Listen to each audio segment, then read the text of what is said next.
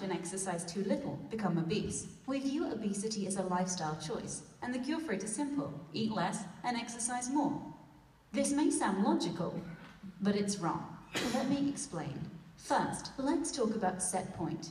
No, I'm not talking about the point in a tennis match when one player is about to beat the other. I'm talking about a theory that says that no matter what you consciously want your weight to be, your brain has its own sense of how much body fat it should have on board.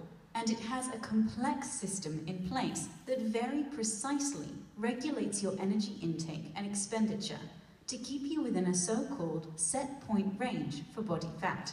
So that whole energy balance equation, it's not something that you control voluntarily.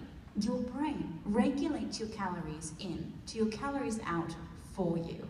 For your brain to do this, it needs to know how much energy you have on board at all times. And it knows this by listening to hormones like leptin, which is made in your body fat. You can think of it like a car.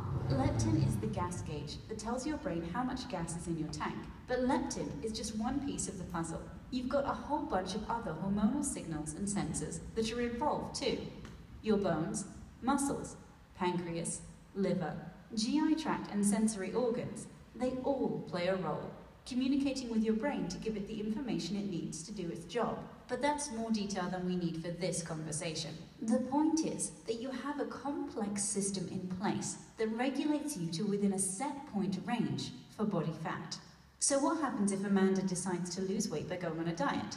After all, people with obesity should eat less, right? Here's what happens. She loses weight, but her hormone levels change. Her brain hears this, and it starts acting to restore whatever body fat she's lost.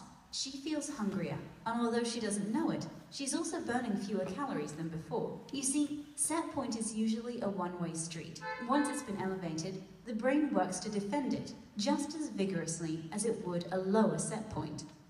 Amanda's brain doesn't know that she needs to lose weight. It only knows to defend her current set point. Back to our car analogy. Amanda can't help but look for a gas station to refuel when she sees that her gas gauge is low.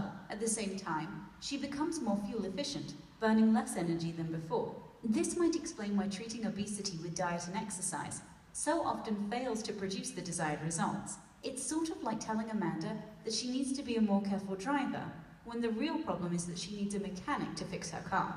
Okay, so if we've all got this complicated system in place that prevents us from losing weight, why doesn't it also protect us from gaining weight and developing obesity in the first place? How can we explain the obesity epidemic?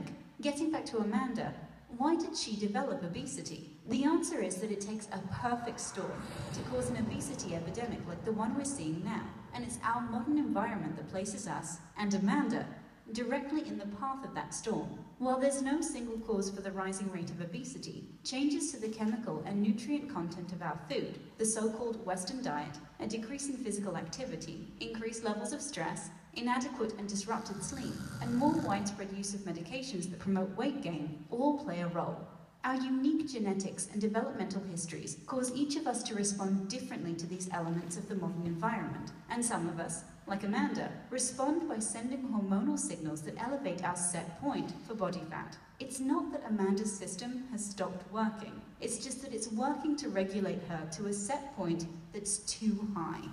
So you can think of obesity as a biological response to the modern environment, a disease where the body dysregulates to a body fat set point that is too high. Back to our car analogy. The size of Amanda's gas tank has expanded, so she carries around too much fuel. It's time to stop blaming Amanda for her obesity. It's time to recognize that obesity is a disease, not a lifestyle choice. And those who suffer from it deserve treatment, not snap judgment. It's time to act on obesity. And now that you've been educated, here's a simple way for you to act. Share this video.